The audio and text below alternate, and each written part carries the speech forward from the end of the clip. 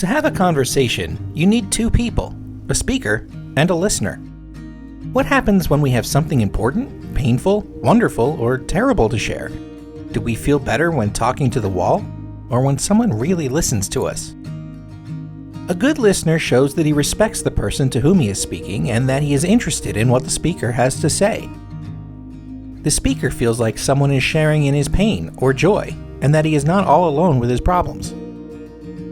When other people pay attention to what we have to say, read what we post, like our comments, or gather to listen as we tell a joke, it makes us feel smart and popular. But we know that listening to someone can cause problems too. Sometimes what another person is saying is not worth listening to, and then the act of listening becomes the wrong thing to do. Therefore, we have to be careful listeners as much as we have to be careful speakers. One day, when Nate came home from school, he sat down on the couch next to his younger sister and said, "Oh my, I can't believe it. Another long day with my best friend, Liam. Jess, you just won't believe what he did to me today." Jess said, "Oh, what happened?" Just then, their dad came in the room, interrupting them. "Nate, I'm sorry to hear you had a hard time today, but if you're having a rough time with Liam, it's not right for Jess to hear this, because she can't help you. So it's Loshen Harah for you to say it to her. If you need help with your friend, I could listen to you and try to help you work it out." Jess thought, "But Dad, what did I do wrong? I was just sitting there. When I speak, I'm in control, but what part do I play if I'm just listening?" What did Jess do wrong? Well, when she started to ask about what happened, her father interrupted her before the Loshen Harah would continue.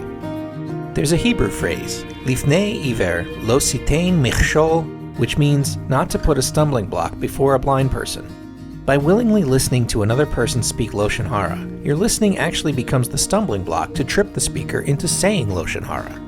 What does it feel like to be on a phone call with a person who is clearly busy with other things and not paying attention to you? If the listener doesn't seem interested in what you're saying, usually you'll find some excuse to get off the phone and hang up. When no one's listening, the conversation ends. When someone is really listening, on the other hand, we say more.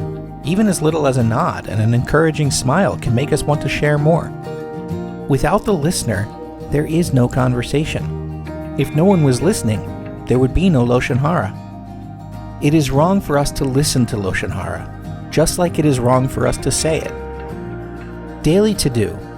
Practice listening to what someone says to you without thinking other ideas in your mind while they speak. Just listen, in order to understand and appreciate the power of listening.